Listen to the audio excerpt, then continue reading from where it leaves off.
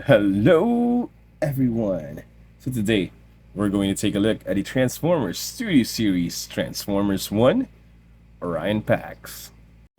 So this is actually Orion Pax's version after he got the cog, after him and his friends got the cog from Alpha Trion. So this is already the version of him that can transform. And I wasn't really supposed to get this, but someone from Facebook Marketplace sold him for really cheap, around less than $15. So I bought him. So of course, let's start with the box. And up front is the standard Studio Series box with his robot mode up front and alt mode as well. It says Transformers 1 Orion Pax. On the side, it says a bigger photo of him along with the mining saw. At the back, it's the standard Studio Series box with my favorite part, a scene from the movie or show which he came from, and you can see him here. Although this is the cogless version, as you can see, his chest is still open, but it did show the 3D map of Cybertron. But anyway, there is also a small text right here. Orion Pax works in the Energon mines with his best friend D16, who will eventually turn into Megatron. A cool pose here, another pose here with the 3D map, and his alt mode. On the side, again, continuation of the artwork from the front, and let's get that out of the way. Now I already have him here with his accessories attached, so this is actually a very weird accessory to have. This is the 3D map that they used in order to locate the primes. This is the main point of the story, was locating the primes and figuring out why they had to live underneath. Anyway, it's a really good accessory. I like it. I like his pose right here where he's looking at the map. This one is the bigger accessory, which is the mining saw. This one is really big, but he can obviously hold it if he just mistransform his wrist a little bit. Now it comes with 2mm, 5mm pegs. The saw itself can rotate. Is it useless? Or yeah, in my opinion, it's a useless feature, but it's nice that they've added it here. And as you can see, you can store it in his back, which gives him like this awesome big backpack look.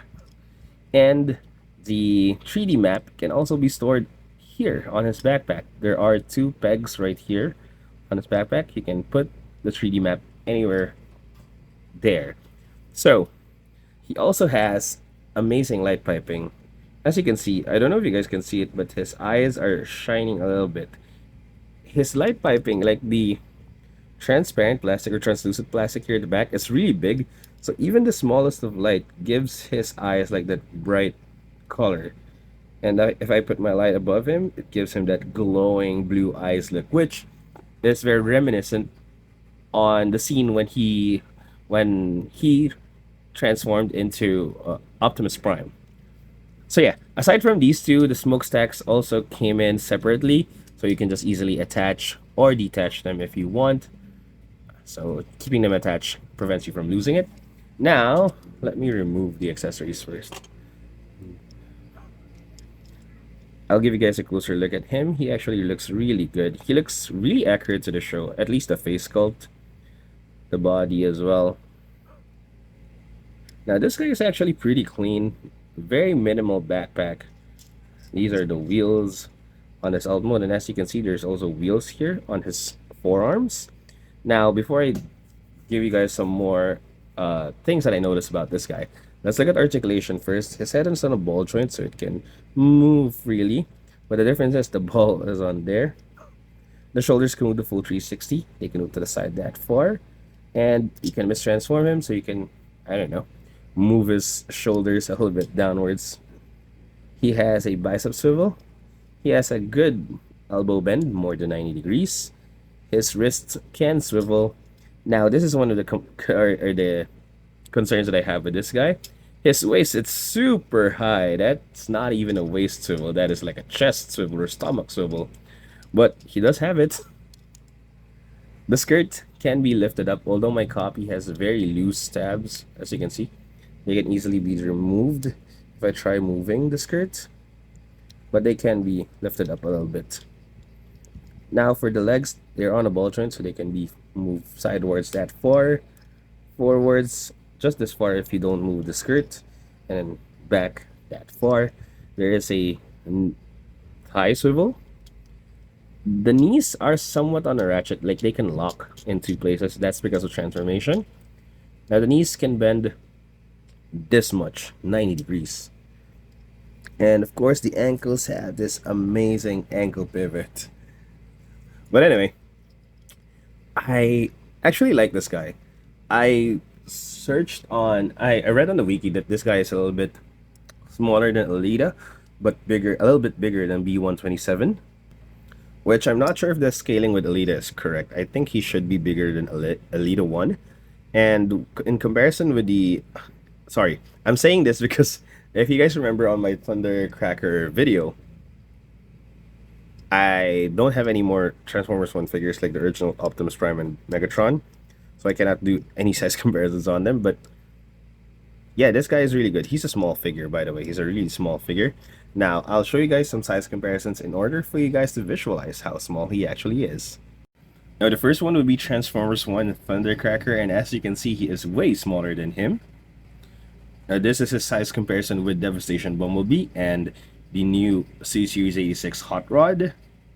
And finally, here he is with Studio Series 86 Optimus Prime.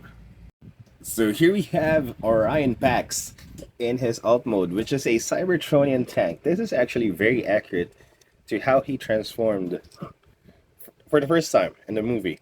Although, and this is a really bad gap. But anyway, I've put the accessories in as well, so you can see the mining saw can be attached on his back, or like the trailer bed, and then the 3D map can be attached here, so you can see that. Now let me remove the accessories for me to show you how unique or interesting this guy is. So first off, the obvious thing, there is like this massive gap right here. It's just really ugly, and if you look inside, you can even see his fists. I don't know if you guys can see it with my lighting, but his fists are very visible on that gap. And even if you look behind, if you guys can see it, you guys cannot, but you can even see Orion's head inside. It's just really ugly.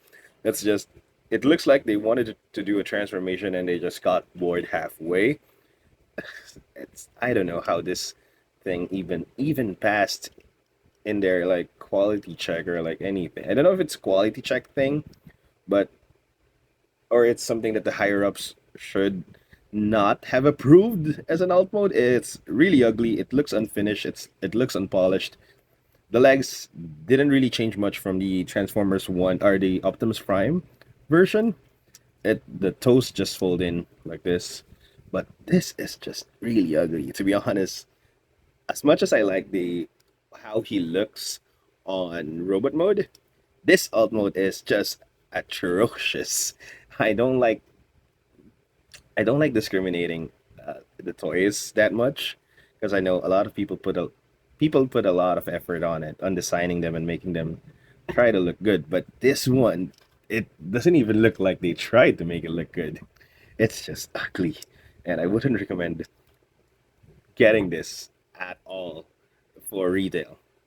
But anyway, since I have it here, I've already reviewed it, I'm reviewing it.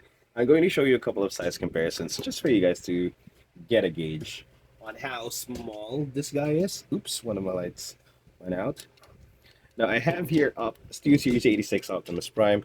Obviously, he is a 86 Optimus Prime is a massive truck, and this guy is just a tiny truck. I don't have any other Transformers 1 figures, and this one is with Devastation Bumblebee, and as you can see, Bumblebee is a little bit bigger in terms of like girth, but Orion Pax is bigger or longer. So my final thoughts on the Studio Series Transformers 1 Orion Pax. Now let's get the good things out first before I go to the more detailed bad things. I like the accessories for this guy. The mining saw and the 3D map are unique accessories. The face sculpt looks amazing, and he actually feels really good to mess around with in robot mode. The light piping is a really nice touch as well. It's really good light piping. And yeah, That's all the good things that I can say. For the bad things, he looks incomplete, to be honest. His torso looks weird. The alt mode is just terrible. It's a really bad alt mode. It looks unfinished. It looks like they gave up on it halfway.